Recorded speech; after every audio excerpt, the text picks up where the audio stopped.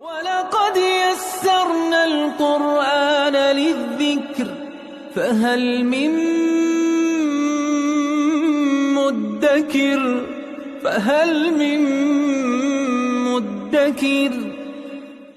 اعوذ باللہ من الشیطان الرجیم بسم اللہ الرحمن الرحیم الحمد للہ رب العالمین وصلی اللہ علی سیدنا و نبینا ابی القاسم المصطفى محمد وعلى آلہ الطیبین الطاہرین المعصومین اما بعد اعوذ باللہ من الشیطان الرجیم بسم اللہ الرحمن الرحیم وَإِذْ أَخَذْنَا مِيثَاقَكُمْ لَا تَسْفِكُونَ دِمَاءَكُمْ وَلَا تُخْرِجُونَ أَنفُسَكُمْ مِنْ دِيَارِكُمْ ثُمَّ أَقْرَرْتُمْ وَأَنْتُمْ تَشْهَدُونَ صدق اللہ العلی العظیم۔ گزشتہ آیت میں پروردگار عالم نے اس عہد و پیمان کا تذکرہ کیا ہے جو اہل کتاب سے لیے، ان میں کچھ عقائد کا تذکرہ تھا، کچھ اخلاقی باتوں کا تذکرہ، کچھ شرعی احکامات کا تذکرہ، اور دین مجموعی طور پہ انہی تین چیزوں سے مل کر بنا ہے۔ اس میں عقائد ہیں، احکام ہیں، اخلاقیات ہیں، ان تینوں کا مجموعہ پہلی آیات میں اس کا تذکرہ تھا۔ اس آیت میں آیت نمبر 84 میں پروردگار عالم نے دو اور عہدوں کا تذکرہ کیا ہے۔ گزشتہ آیت میں وہ باتیں تھیں جو اہل کتاب نے انجام دینا تھا جن کو، اور البتہ وہ فقط اہل کتاب کے لیے نہیں تھا، آج ہمارے لیے بھی، کیونکہ ایک قانون ہے کہ قرآن کریم کی آیات وہ اگر کسی ایک واقعہ کے مد نظر نازل ہوں یا کسی ایک فرد کی شان میں اگر نازل ہوں تو وہ اسی میں خاص نہیں ہو جاتی، اس کا میسج وہ پوری بشریت کے لیے ہوتا ہے، وہ آئندہ نسلوں کے لیے بھی اس کا پیغام ہوتا ہے۔ اگر سیاق و سباق کو دیکھا جائے تو یہ اہل کتاب کی یہاں پہ بات تھی، اور یہ تھا اس وجہ سے گزشتہ آیات میں کہا تھا کہ اس وقت کو یاد کرو جب ہم نے تم سے یہ عہد لیا، لیکن اس کے ذریعے پروردگار ہمیں بھی سمجھا رہا ہے کہ ہم نے بھی اس عہد و پیمان پہ عمل کرنا ہے۔ ایسا نہیں ہے کہ یہ بنی اسرائیل کے لیے تھا کہ وہ اللہ کی عبادت کریں، بنی اسرائیل کے لیے تھا کہ وہ والدین کے ساتھ نیکی کریں، یتیموں کا خیال رکھیں، رشتہ داروں کا خیال رکھیں، مسکینوں کا خیال رکھیں۔ یہ آج ہمارے لیے بھی یہ پیغام ہے۔ اس آیت میں دو چیزوں کا تذکرہ ہے جن کو انجام نہیں دینا چاہیے تھا بنی اسرائیل کو، لیکن انہوں نے انجام دیا، اللہ کے حکم کے خلاف ورزی کی، اور ان چیزوں سے ہمیں بھی بچنا چاہیے۔ وہ کون سا کام تھا جو انہوں نے انجام دیا حالانکہ ان کو روکا گیا تھا؟ وَإِذْ أَخَذْنَا مِيثَاقَكُمْ، اور اس وقت کو یاد کرو جب ہم نے تم سے محکم عہد و پیمان لیا، لَا تَسْفِكُونَ دِمَاءَكُمْ، کہ تم اپنوں کا خون نہیں بہاؤ گے۔ لا تسفکون، دیکھیں یہ وہی الفاظ ہیں، وہی تعبیر ہے جو حضرت آدم کی خلقت کے وقت فرشتوں نے کہی تھی۔ فرشتوں نے کہا تھا یسفک الدماء، پروردگارہ تو اس کو خلق کر رہا ہے کہ یہ خون بہائے گا، لہذا پروردگار نے بھی انسانوں کو، یہاں خصوصی طور پہ بنی اسرائیل کو منع کیا تھا، لا تسفکون دماءکم، تم اپنوں کا خون نہ بہانا، قتل اور خون ریزی ان چیزوں سے اپنے آپ کو بچانا، ولا تخرجون انفسکم، اور اپنے ہی لوگوں کو تم نہ نکالنا، من دیارکم، اپنے گھروں سے، یعنی وہ تمہاری ہی نسل کے افراد ہوں، تمہارے ہی مکتب کے افراد ہوں،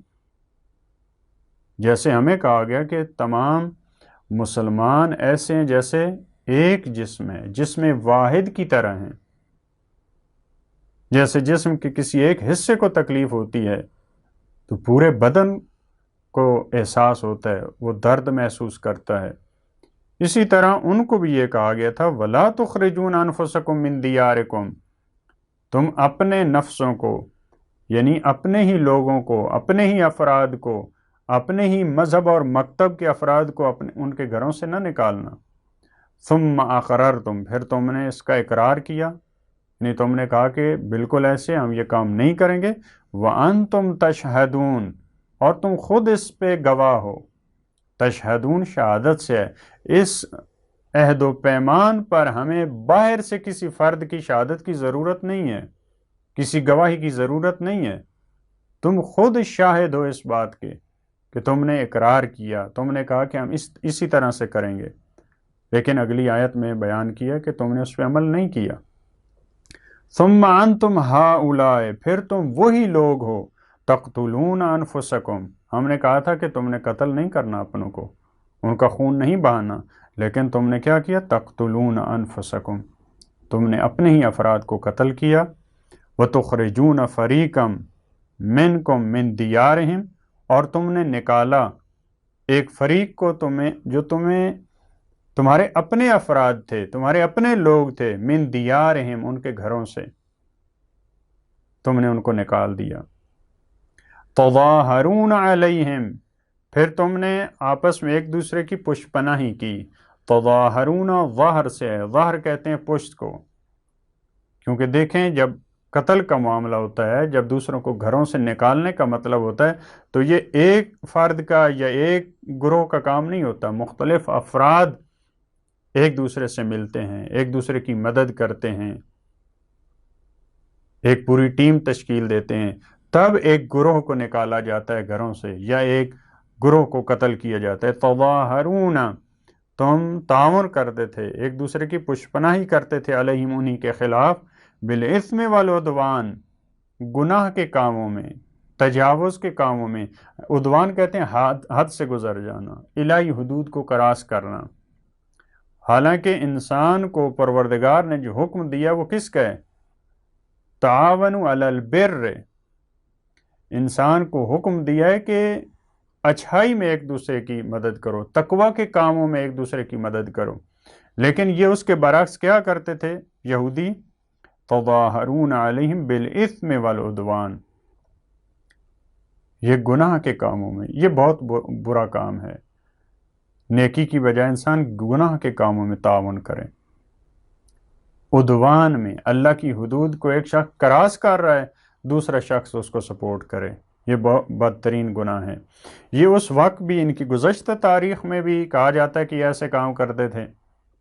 اور رسول اللہ کے دور میں بھی ایسے کرتے تھے۔ ان کے دو معروف قبیلے جو بنی قریظہ اور بنی نذیر تھے، اوس و خزرج کے ساتھ ان کے عہد و پیمان تھے، اپنے لوگوں، بالآخر ایک قبیلہ اس کی دوسرے کے ساتھ